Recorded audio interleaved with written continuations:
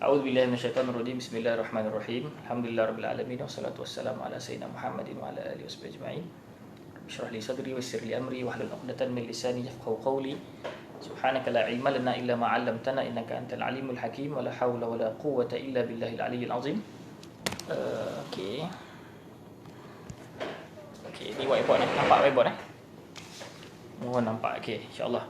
So hari ini saya akan berkongsi sedikit sebanyak mengenai gravity, fenomena gravity dalam Al-Quran, dan juga kaitannya dengan Lailatul Qadar yang kita diambang-ambang menyambut Lailatul Qadar. Tujuan pembentangan pada hari ini bukanlah untuk semata-mata penambahan ilmu dan sebagainya. Dia lebih kepada macam mana kita menghayati betapa indahnya ciptaan Allah Subhanahu Wa Taala di dalam mencipta alam ini dan juga di dalam mencipta dimensi-dimensi dalam alam ini. Apa yang saya sebut adalah berdasarkan tadabbur dan juga ta'ammul terhadap beberapa ayat Al-Quran. Dalam masa yang sama diambil juga inspirasi daripada kajian-kajian sains, orang-orang contohnya Albert Einstein, Newton dan sebagainya. Tapi bila saya bicara mengenai gravity di sini, bukanlah saya cerita mengenai scientifically kiraan gravity dan sebagainya, tapi saya menceritakan mengenai fenomena gravity yang berlaku dalam Al-Quran. Dan apa yang saya cerita ini bukanlah gravity yang kita tengah rasa sekarang ni, tapi dia adalah gravity rohani kita, insya-Allah. So saya mulakan perbahasan pada hari ini dengan beberapa potongan ayat Al-Quran yang membawa kepada kefahaman terhadap gravity dalam Al-Quran. Yang pertama, Apabila saya membaca Al-Quran, kita tengok Al-Quran, Allah SWT menyebut di dalam surah Al-An'am ayat 38, Allah kata, "Wa ma min dabbatin fil ardi wala ta'irin yatiru bi janahihi illa amthalukum." Okey, tidak ada satu pun yang Allah jadikan binatang yang melata di atas muka bumi ini, dan juga tidak ada burung pun yang terbang, melainkan semuanya itu adalah community yang macam kamu, community yang seperti kamu, adanya sistem, adanya ketua, adanya dia punya peraturan dan undang-undang. Okey, itu yang pertama, ayat pertama. Ayat yang kedua adalah Allah SWT menyebut di dalam surah An-Nisa, "Afala yatadabbaruna al-Quran walau kana min 'indi ghairillah lawajadu fihi ikhtilafan katsira." Adakah mereka tidak mentadabbur Al-Quran? Kalaulah mereka mentadabbur Al-Quran, mereka akan mendapati sekiranya Quran ini bukan daripada Allah Ta'ala, maka sudah pasti dia akan dapat banyak sangat kelang-kelibutnya, akan banyak sangat dia punya percanggahan-percanggahan yang cukup banyak. Maka oleh kerana Quran ini daripada Allah, maka dia saling kuat menguatkan. Maka apabila kita tahu bahawa Quran ini daripada Allah dan Quran ini meringkaskan kewujudan, maka kewujudan itu juga daripada Allah, dan kewujudan tidak kelang-kelibut. Kewujudan ini dia adalah satu sistem yang sangat harmoni, sokong menyokong dan reflecting each other. Okey, maka apabila saya baca beberapa dengan izin Allah Taala, dengan taufik dan inayah daripada Allah Subhanahu Wa Taala, dan beberapa petikan-petikan dalam ayat Al-Quran yang menceritakan mengenai suruhan-suruhan tertentu ataupun perkhabaran-perkhabaran tertentu, saya cuba reflectkan dia dengan dimensi-dimensi yang ada. Mudahnya kita nak kata sunnah kauniyah ataupun ketetapan alam adalah satu sistem yang cukup hebat di sisi Allah SWT, dan dia direflect dengan ketetapan hukum hakam syariat. Maknanya dia adalah satu terjemahan ataupun dia satu reflecting, satu bentuk yang lebih kurang dia punya sistem dan fungsinya. Dan sebab itu Allah sebut kat dalam surah Al-Baqarah, "Walakum fil qisasi hayatun." Yani bagi kamu dalam qisas itu ada kehidupan. Maknanya bila kita mentaati Allah Subhanahu Wa Taala ini secara automatik, kita buat qisas itu, kita akan hidup. Maknanya kita bukan semata-mata ta'abbud secara hati kita dan sebagainya, tapi sebenarnya kita sedang membina kehidupan kita.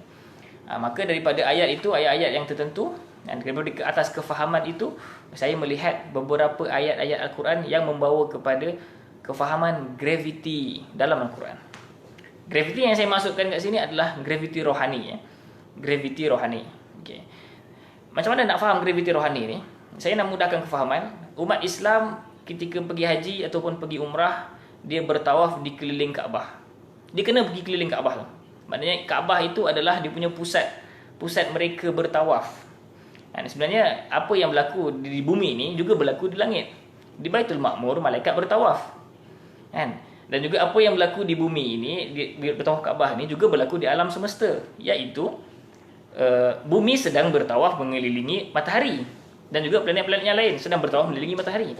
Jadi saya bawa kesimpulan sebenarnya roh kita juga bertawaf. Roh kita juga bertawaf mengelilingi Kaabah rohani. Okey, ni agak ni sikitlah, tapi tuan-tuan dan puan-puan boleh nak tanya soalan, nak komen, tak ada masalah. Roh kita juga sebenarnya sedang bertawaf mengelilingi Kaabah rohani. Okey, apa bukti dia? Okey, nampak tak kat sini? Nampak ke kat dalam tu?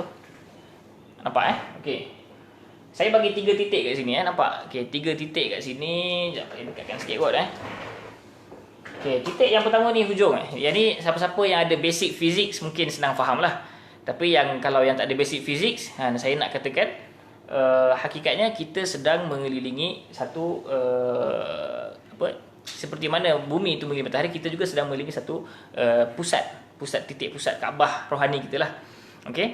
Yang ni saya ambil daripada ayat surah Al-Jumu'ah ayat 9. Ayat 9 Allah SWT mengatakan, buka surah Jumu'ah ayat 9. Okey, cuba faham. Ya ayyuhalladzina amanu idza nudiya lis-salati min yaumil jumu'ati fas'au ila dzikrillah.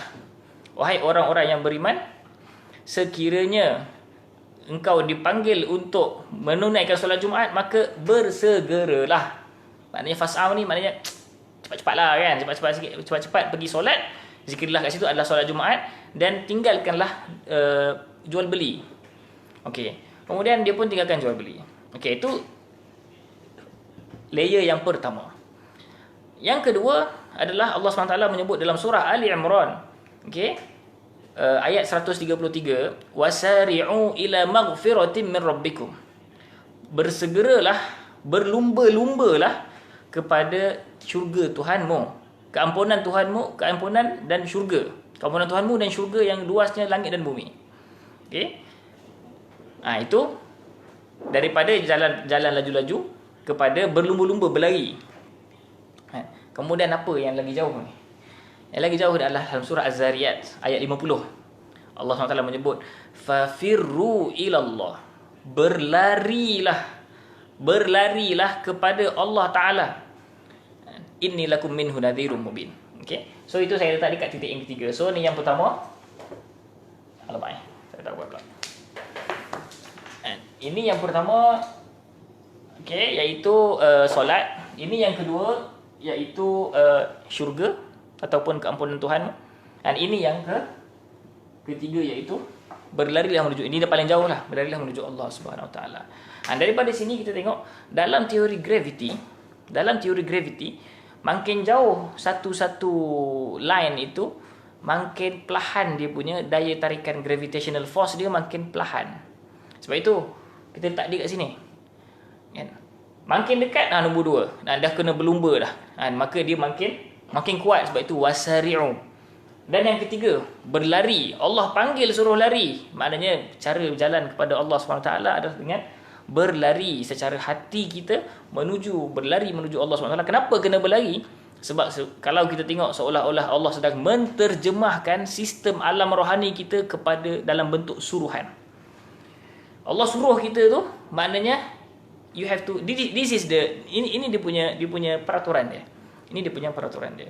Okey, maka ada tiga layer yang ni paling kurang ni yang kita nampak ada 3 layer, mungkin banyak lagi. Paling kurang ada 3 layer bagaimana kita bertawaf mengelilingi Kaabah rohani. Susah hati kata buat bidah pula ustaz ni kan. Minta maaf lah saya nak sebut pusat apa tak tahu, saya sebut dia adalah ibarat Kaabah rohani yang kita sedang kelilingi. Okey. So daripada kefahaman gravity itu, kita faham bahawa daripada solat kita meminta keampunan, daripada meminta keampunan sebenarnya kita sedang menuju kepada Allah Subhanahu Wa Taala. Bagaimana kita nak faham di dalam kerangka Lailatul Qadar? Ni menarik. Dia cukup menarik dengan apa? Dengan kefahaman kita terhadap gravity. Kita boleh faham ada isu time space ataupun space time ataupun masa dan tempat yang stretching. Kan? Kan? Okey. Dan kefahaman kita terhadap benda ni juga, dia akan merungkai isu berkat. Macam mana jadi berkat? Orang tu boleh buat macam-macam tapi masanya pendek, kan? Dan sebagainya. Okey. So kita kata dalam kita punya kerangka ini, yang makin dekat dengan titik Kaabah ini, dia makin laju. Sebab dia makin dekat dengan pusat graviti. Okey. Dia punya putaran dia makin laju. Dan sebab kat sini dia makin perlahan. Dia perlahan lagi ataupun dia laju jugalah, tapi yang tengah ni lagi laju, yang paling hujung dia makin dekat, makin laju. Itu kalau tak percaya cuba tengok dekat solar system, yang makin dekat dengan matahari, itulah yang paling laju dia punya pusingan dia. Okey. So daripada situ kita faham bila ni undang-undang alam lah, kan, undang-undang space time ni. Apabila satu perkara itu makin laju, maka masa di sisinya makin perlahan. Okey. Masa di sisinya akan makin perlahan. Sebab apa? Sebab dia mengalahkan masa. Kan? Ibarat mudah macam ni lah. Kan? Di sisi kita, kalau kita berjalan 100 meter, berapa saat? Seminit ada meter kita jalan lebih kurang mungkin 2 minit lah. 2 minit kita berjalan 100 meter. Tapi kalau kita berlari dalam 100 meter mungkin 15 saat. So dengan kelajuan, kita memerlukan masa yang pendek untuk mencapai benda yang sama. Dan dengan kelajuan juga, kalau kita perlahan, kita menggunakan masa yang panjang untuk capai benda yang sama. Maka itulah juga yang berlaku dekat pada hujung-hujung ni. Apabila makin laju, maka masa makin perlahan. Pergerakan makin laju, maka masa makin perlahan. Okey, itu satu benda yang kita kena letak, iaitu more time ataupun more speed. Kelajuan akan mengurangkan masa kita sebab kita berada makin dekat di sini, makin laju, dan masa kita makin perlahan. Okey. Maka dalam Lailatul Qadar, apa yang berlaku? First kali dalam Ramadan apa yang berlaku? Dalam Ramadan, ni kita cuba melihat dari sudut apa yang hadis sebut dan sebagainya, kan. Dan apabila Ramadan berlaku, syaitan ditutup. Syaitan diikat. Pintu neraka ditutup, pintu syurga dibuka. Maknanya apa? Maknanya gravitational force di sisi Kaabah kita ni makin kuat. Sebab itu kita punya amalan kita 70 kali ganda. Maknanya kita solat satu macam kita solat 70 kali. Sebab itu daripada situ ulama Imam Haramain Al-Juwaini dia mengatakan kenapa solat sunat dalam hadis mengatakan solat sunat menyamai satu solat fardu. Maknanya seolah-olah dah solat fardu 70 kali. Maknanya difahami solat sunat menyamai 70 kali solat sunat menyamai satu solat fardu. Macam tu dia punya kiasan dia. Tapi saya nak kiaskan kat sini, apabila gravitational force Kaabah kita ini makin kuat kerana terbukanya pintu-pintu kebaikan itu, maka kita makin cepat, kita makin laju dan menuju ke arah pusat graviti tersebut. Itu ketika Ramadan. Secara umum kelajuan kita 70 kali ganda sebab kita makin dekat. Di sisi ini 70 hari, di sisi Ramadan 1 hari. Dia macam tu. Tetapi macam mana Lailatul Qadar? Apa beza Lailatul Qadar? Lailatul Qadar boleh berbeza kerana apa? Sebab Allah sebut dalam surah Al-Qadar sendiri apa? Inna anzalnahu fi Lailatul Qadr wa ma adraka ma Lailatul Qadr. Lailatul Qadri khairun min alfi syahrin. Tak habis kat situ. Malam Al-Qadar itu lebih baik daripada 1000 bulan. Dia tak habis kat situ. Tetapi Allah sambungkan lagi seolah-olah ta'lil, seolah-olah memberi reason kenapa dia jadi lebih baik daripada 1000 bulan. Kenapa malam-malam Ramadan lain tak macam tu? Kerana Allah sebut tanazzalul malaikatu warruhu fiha. Dalam usul fiqh tartib yush'iru bil 'aliyah. Dalam usul fiqh dikatakan ketertiban itu menunjukkan kepada sebab. Menunjukkan kepada sebabnya satu perkara. Contohnya macam orang yang mencuri potong tangan. Maknanya kenapa kena potong tangan? Sebab dia mencuri. So samalah juga dengan ini. Kenapa Lailatul Qadar itu lebih baik daripada 1000 bulan? Kerana malaikat turun. Bukan malaikat turun saja, Jibril pun turun. Okey. Dalam sains graviti bumi jadi laju sebab apa? Bumi ataupun graviti berpusing sebab apa makin laju? Sebab mass. Mass ni apa? Istilahnya jisim. Graviti ini dipengaruhi dengan jisim satu badan, satu yang berat dia makin laju. Ketika malam Lailatul Qadar, para malaikat turun dan Jibril pun turun. Malaikat daripada apa tuan-tuan dan puan-puan? Malaikat daripada cahaya. Cahaya membawa mass. Light carries mass. Maknanya cahaya membawa jisim. Dia berat. Apabila ramai malaikat turun di atas muka bumi rohani ini, kan, mereka bertawaf dengan kelajuan cahaya, maka dia melajukan lagi bumi rohani kita atau bumi rohani umat Islam ni, kan, makin laju, maka kelajuannya menyamai satu malam itu 60,000 kali ganda, dan samalah dengan 12 jam pada waktu malam menyamai 720,000 jam. Dan kerana apa? Kerana bumi berputar makin laju. Bumi rohani berputar makin laju sebab adanya malaikat turun dan menambahkan berat kepada bumi rohani kita. Menambahkan berat. So, satu malam walaupun 12 jam ataupun 10 jam ataupun setengah negara mungkin 8 jam, negara musim panas mungkin 5 jam, 6 jam, tapi dia menyamai 720,000 jam ataupun lebih lagi, iaitu 1000 bulan yang menjadikan kita pada waktu biasa. Tapi pada waktu malam Lailatul Qadar, dia adalah satu malam sahaja. Maka dengan demikian kita boleh faham. Yang ni kat sini saya tulis macam mungkin tak perlu nak terangkan, tapi time dilation ni maknanya waktu yang makin mengecil. Dan apabila satu-satu, yang ni adalah space time ataupun kerangka masa dan tempat, dia adalah satu bentuk kefahaman alam semesta ini. Dia bukannya kosong, tapi dia punya ibarat kain. Dan maka apabila ada satu bola yang berat, dia akan masuk ke situ, dia akan membentuk satu sistem graviti. Okay? Lengkungan itu bergantung kepada beratnya satu benda. So kalau dia makin berat, maka dia akan makin melengkung, dan bila melengkung, yang ni dia akan makin membesar. Maknanya yang ni dia akan daripada ini dia akan makin besar. Maknanya masa di sisi dia walaupun sehari, tapi di sisi orang lain dia adalah ibarat berhari-hari. Kita kiaskanlah dengan makin lama makin besar, sampailah dia jadi terlalu besar, sampai walaupun dia hanyalah satu barisan ataupun satu kotak ini yang membesar, tetapi di sisi orang lain besarnya satu kotak itu menyamai berapa ratus kotak yang mengandungi dimensi masa dan tempat. So, itulah kefahaman kita terhadap bagaimana Lailatul Qadar boleh dijelaskan secara saintifik. Dan cumanya saintifik kita ni adalah saintifik rohani. Dan yang bila saya sebut kat sini, dia adalah satu imajinasi, benda yang imaginary. Kita boleh kita boleh tolak atau kita boleh terima, tak ada masalah. Saya cuma menerangkan benda-benda ini berdasarkan apa yang ada dalam Quran. Dan juga seperti itu juga yang Allah sebut, wa inna yawman 'inda rabbika ka alfi sanatin mimma ta'udun. Satu hari di sisi Tuhanmu adalah ibarat 1000 tahun macam kau kira, kan? Sebab kita jauh. Dan di sisi Tuhan, dan juga Tuhan tu laju.